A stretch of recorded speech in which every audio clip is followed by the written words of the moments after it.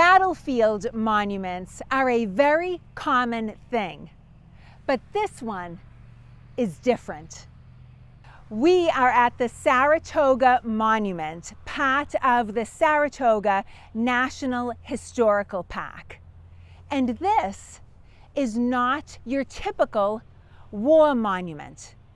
There's something different about it.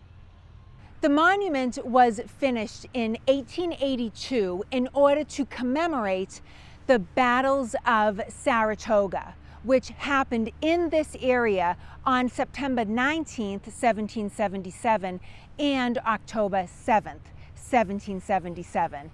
And I had seen this monument before, but evidently I did not look at it closely enough because there is something really special and different about this monument that I wanted to share with you.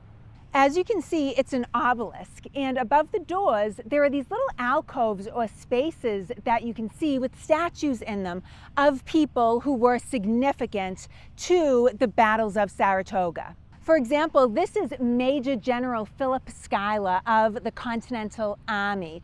And though he didn't serve in the Battles of Saratoga, he was a prominent citizen in this area and was instrumental in helping to delay the advance of the British. And interestingly, he faces east in the direction of his home in this area, which was burnt by the British on their retreat from the Battles of Saratoga.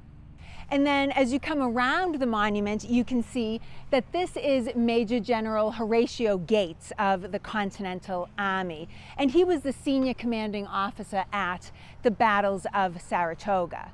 And he's facing north, which is the direction in which the British were advancing. The Continental's objective was to stop the advance of the British and prevent them from making their way to Albany. And so we'll keep going around the monument here. And this one is Daniel Morgan. He of Virginia rifleman fame, and he served as a colonel in the Continental Army at the Battles of Saratoga. He and his corps of riflemen were absolutely indispensable at Saratoga. They served at the forefront of the fighting both days of the battle. Daniel Morgan is facing west toward the sunset.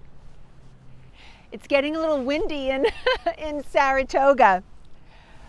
But this alcove, this little space above the door, is empty.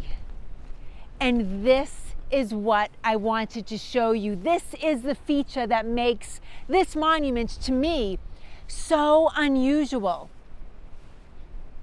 In this alcove, there would have been a statue of a certain Major General of the Continental Army who served with tremendous courage and utter resolution at the Battles of Saratoga, even practically dictating the terms of the battle by his sheer aggressiveness. This Major General would also receive a life-altering wound at the Second Battle of Saratoga on October 7th. This Major General would be up here on the Saratoga Monument, facing south toward the battlefield, if only that Major General was not Benedict Arnold. Yes, the same Benedict Arnold who 3 years later would turn over the plans to West Point to the British in exchange for money and a commission in the British Army.